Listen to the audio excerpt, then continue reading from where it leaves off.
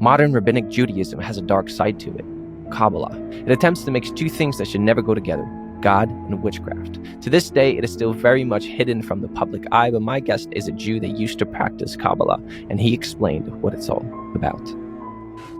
So I started studying every religion at that point. I was like, okay, I got into Buddhism. I got into Taoism. I studied a little bit of Hinduism, but I never really liked it.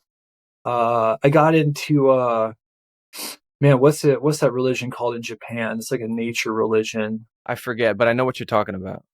Yeah, and so I started studying all these religions, and just came back to Judaism on account of Kabbalah. Yeah, I was just really fascinated with mysticism. So anything that was labeled mysticism or mystical, or that mystical section of the bookstore, that was basically my religion. And then one day I found some books on the Kabbalah, and I was like, what? This is Jewish mysticism? Okay, I'm all about this, and so I really cleaved to Kabbalah in Kabbalah.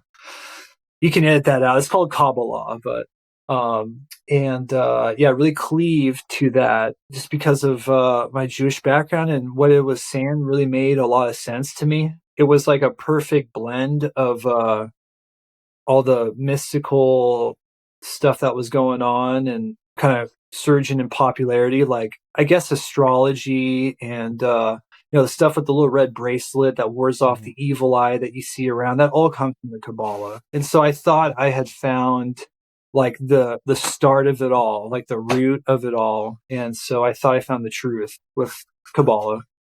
Okay, so just to clarify, Kabbalah is not Judaism. It's some kind of Jewish magic sect kind of thing. For people that are not aware and don't know what it is, can you explain just briefly the difference between Judaism and the Kabbalah?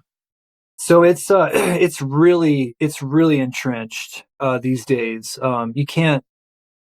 I'd say most of every rabbi that's teaching at an Orthodox synagogue is also teaching Kabbalah on the side. And Kabbalah, it started out with trying to recreate Ezekiel's vision. That's where it all started.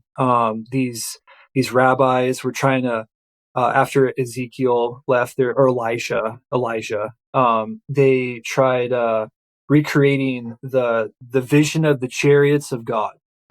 And so they do these meditations, and then it just kind of took off from there.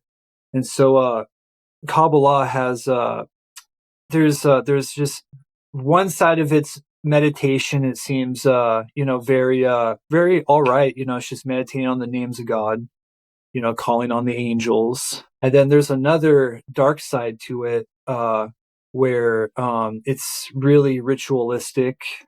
It's very kind of magical.